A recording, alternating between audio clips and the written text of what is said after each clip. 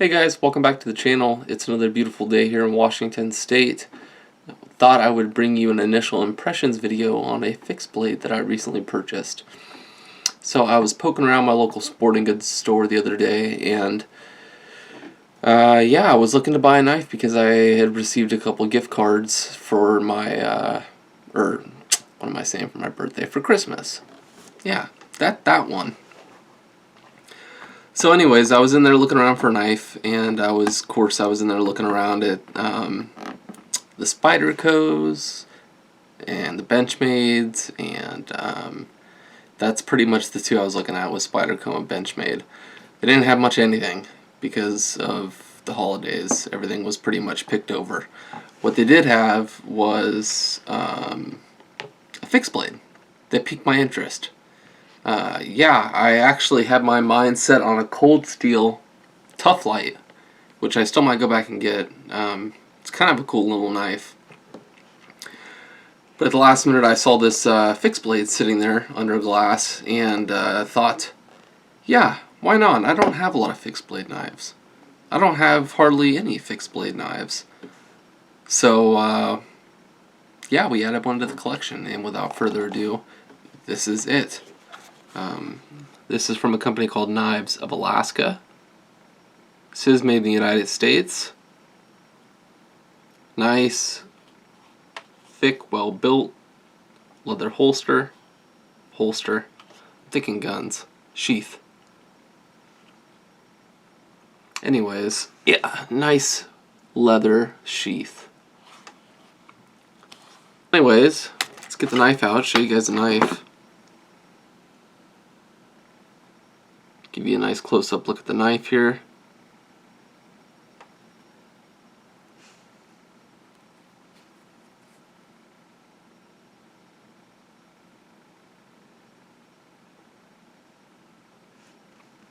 There we go.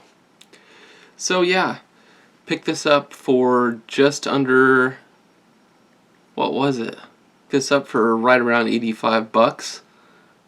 And I think it's a pretty good knife so far. I've had it for a couple days, a few days to say that, yeah, 3 days, 2 days, 2 days. I've had it for 2 days, and I've actually used it quite a bit. I also put my own edge on it, disclaimer, 17-degree edge, as close to mirror polish as I could get it with what I have laying around. So yeah, this is what I ended up with. I think it's a decent looking edge.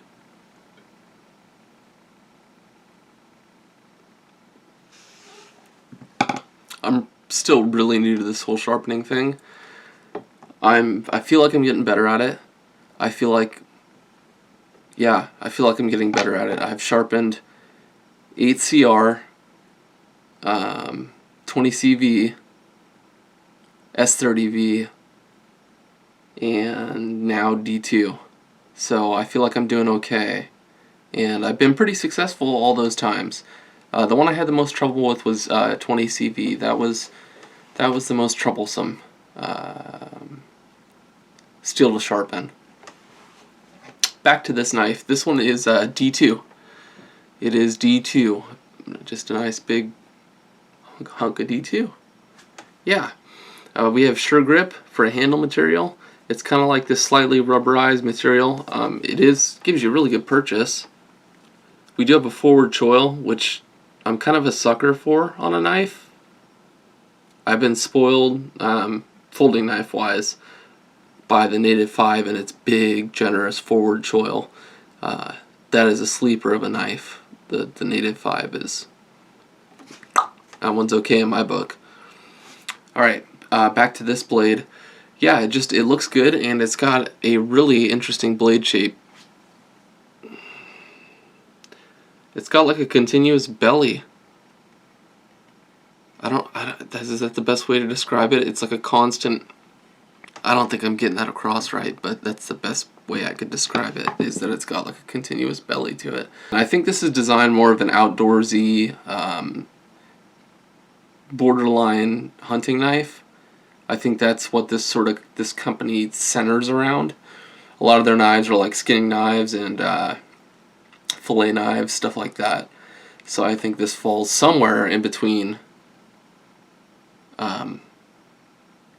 in that range. So yeah.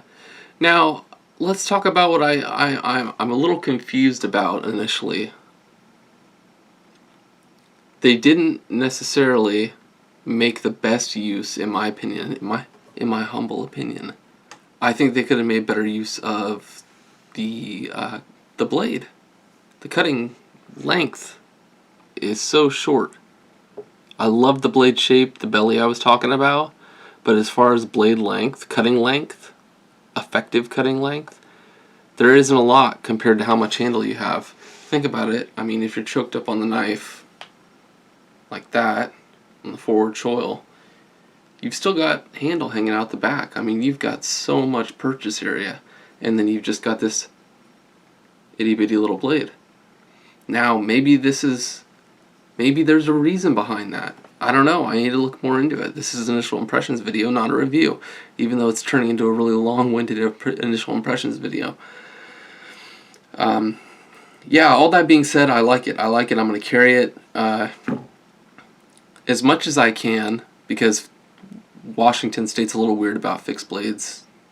So that's why I'm more of a folding knife kind of guy. It's just more convenient for me, and it suits my lifestyle better. But I do like me a fixed blade, and I'm trying to get a little more into them and use them more. And this thing is going to be great to have for around the property. I'm going to use it for those kind of tasks. Yeah, I'm stoked that it's in D2. I will give you guys a full review on this fixed blade coming in probably about a month. I'll live with it for a month and see how it is to carry as much as I can carry it.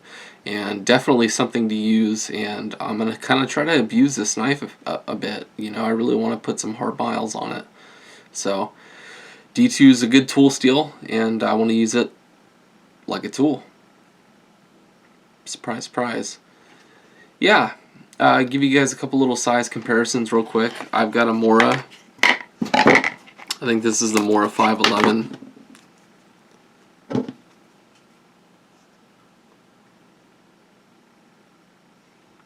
I've got a smaller K-bar.